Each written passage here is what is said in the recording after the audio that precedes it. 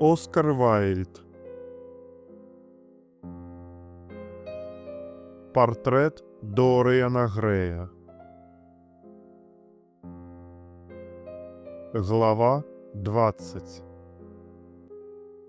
Вуліцу ахутвала цудоўная ноч.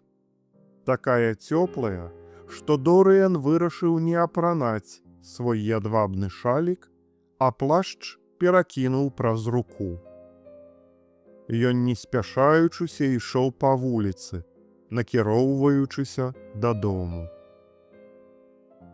Як раптам яго абагналі двое маладых людзей. Адзін з іх гучна прашаптаў другому: «Глядзі, гэта Доріан Грэй». І ён згадаў, як яму раней было прыемна, калі людзі глядзелі на яго, размаўлялі пра яго. Але цяпер яму гэта абрыдла.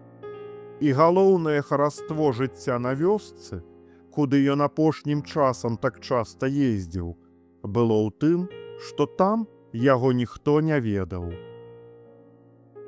Дзяўчыне, якая яго пакахала, ён быў казаў, што ён бядняк, і яна яму верыла. Аднойчы ён паведаміў ёй, што ў мінулым вёў распуснае жыццё, а яна рассмяялася. Які ў яе смех, залівісты, як пяянне дразда. А якая ж яна маляваначка ў сваёй паркалёвай сукеначцы і шыракаполым капелюшы. Яна, простая, неадукаваная дзяўчына, валодае ўсім тым, што ён быў страціў. Няўжо праўда, што чалавек не можа змяніцца ніколі? Доріан адчуваў вострую тугу па несапсаванай чысціні сваёй юнацкасці. Ён усведамляў, што быў забрудніў яе, разбэсціў сваю душу, раздурыў свой мозг брыдкімі фантазіямі, што яго ўплыў быў згубны для іншых, і што гэта калісьці прыносіла яму найвялікшую спатолю. Але хіба ўсё гэта непапраўна? Нёж для яго няма надзеі.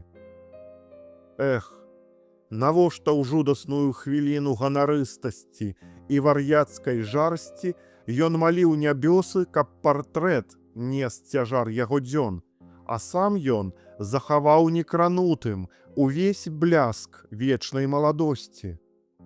У тую хвіліну ён загубіў сваё жыццё. Лепш было б, калі б кожны грэх цягнуў за сабой няўхільнае і хуткае пакаранне.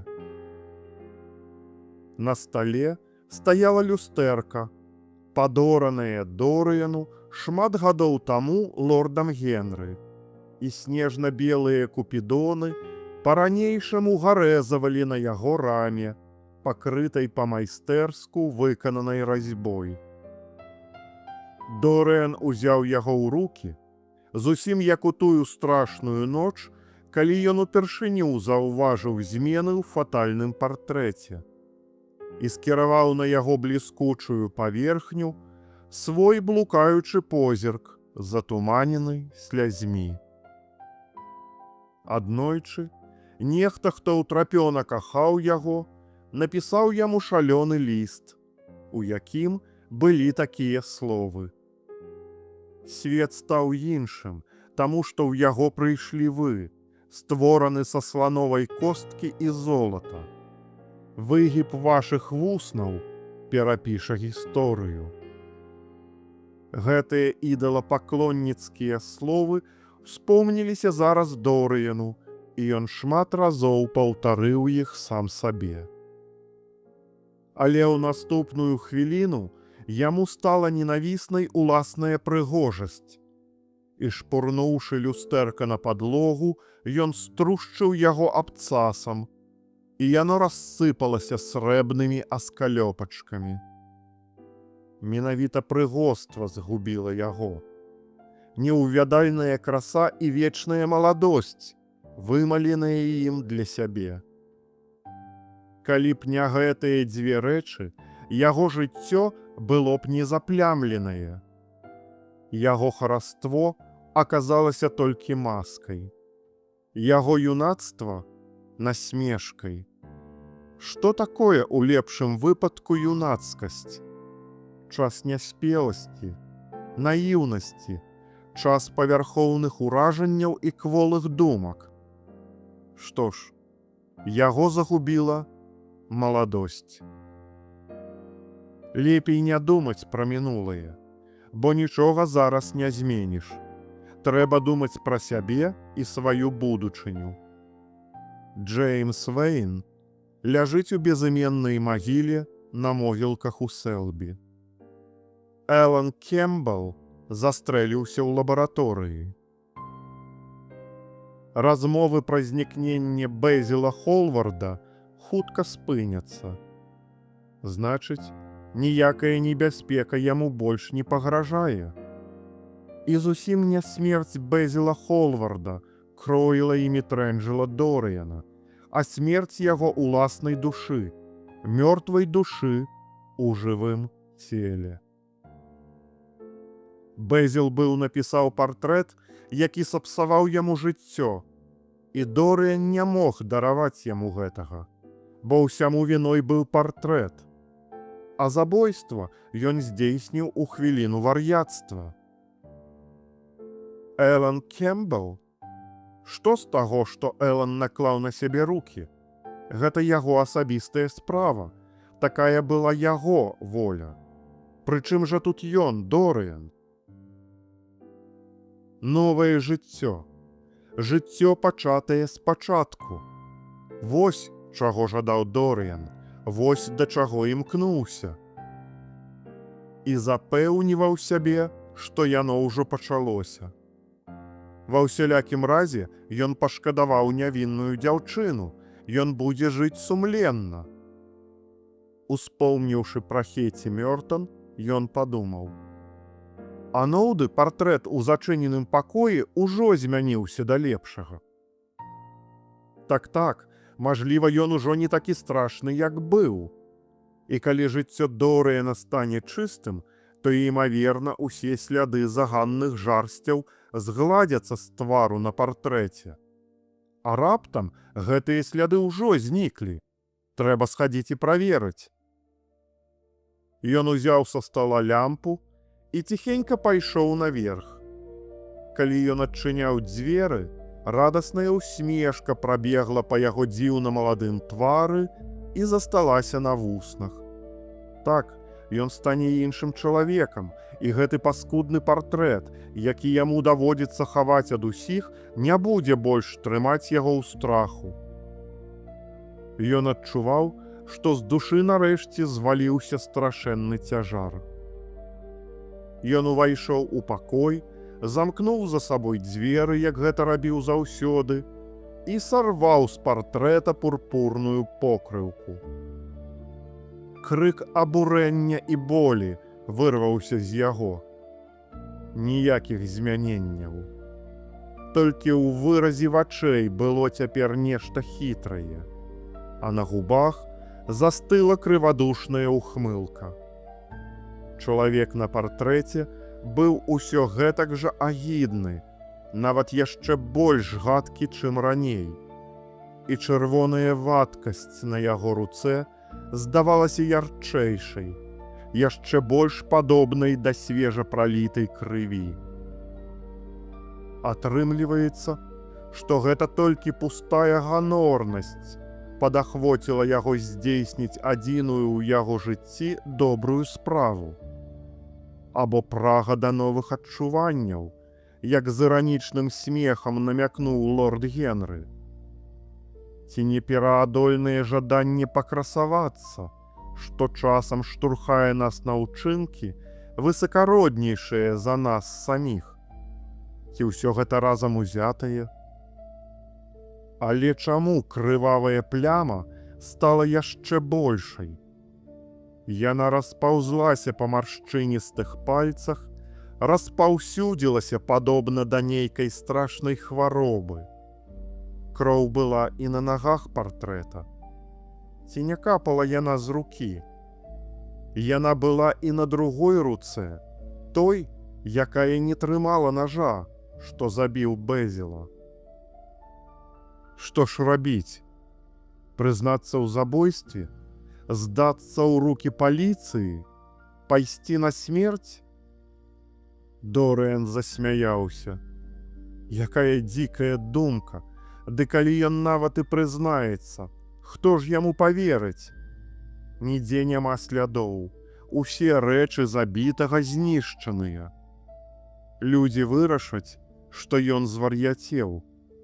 І калі ён будзе ўпарта абвінавачваць сябе, яго запруць у вар'ятню.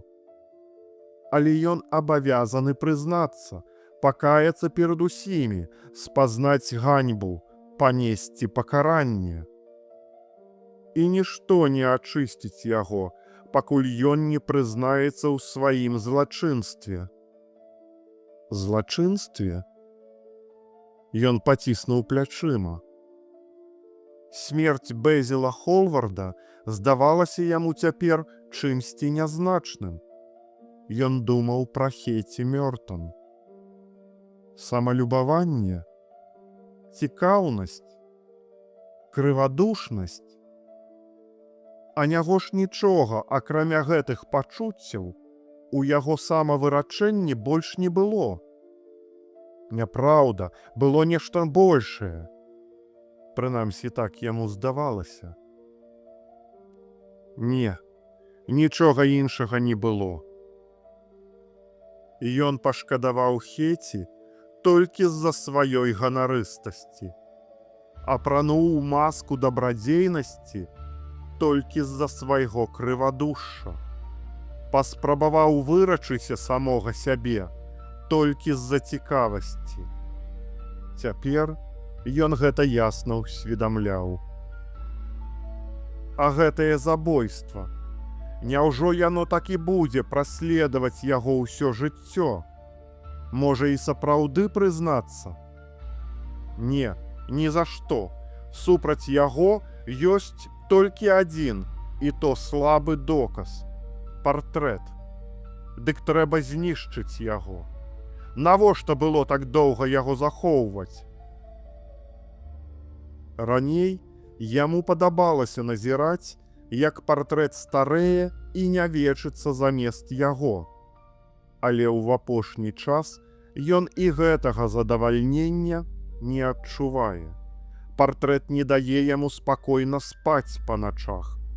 І з'язджаючы з Лондона, ён увесь час баіцца, як бы ў яго адсутнасць чужыя вочы не падгледзелі яго тайну. Одум пра партрэт атруціў яму не адзін радасны момант, а змрочыў меланхоліяй нават яго страсці. Партрэт – гэта быццам яго сумленне. Так, гэта і ёсць сумленне. І яго трэба зніштожыць. Дорыан агледзеўся і ўбачыў нож, што забіў Бэзіла Холварда. Ён шматкроць чысціў гэты нож, і на ім не засталося ні плямкі, ён увесь зіхацеў. Гэты нож забіў мастака, дык няхай зараз ён заб'е і яго стварэнне, і ўсё, што з ім звязана. Ён заб'е мінулае, і калі мінулае памрэ, Дорыан Грэй будзе вольны.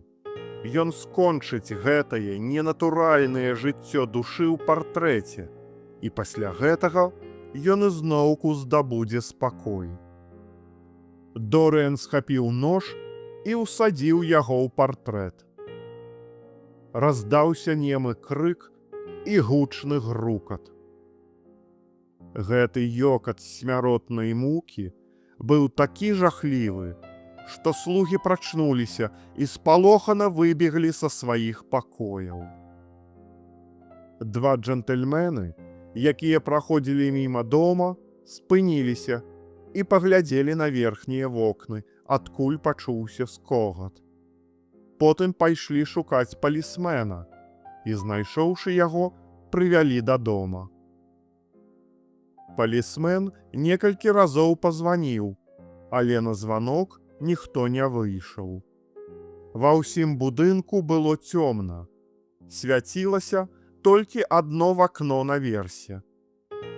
Трохі пачакаўшы, палісмэн адышоў ад дзвярэй і стаў назіраць за будынкам з ганка суседняга дома. А ў доме, на той палове, дзе спала прыслуга, напаў апранутыя людзі ўстрывожана шапталіся паміж сабой. Старая місіс Ліф плакала, заломваючы рукі. Франц быў бледны, як смерць. Пачакаўшы хвілін 15, ён паклікаў фурмана і аднаго з лёкаяў, і яны на дыбачках адправіліся наверх. Пастукалі, але ніхто не азгукнуўся.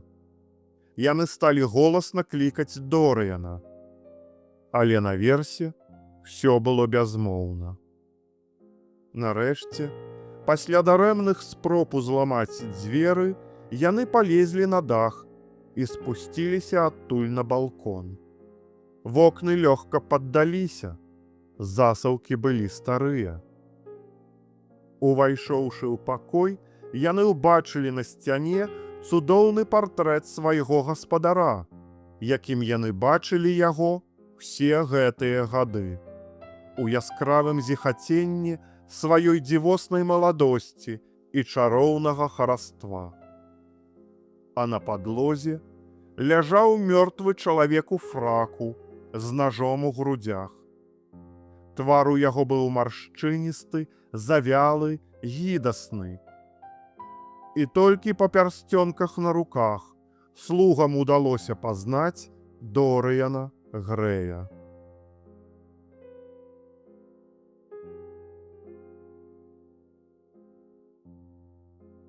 Оскар Вайльд. Партрэт Дорыяна Грэя.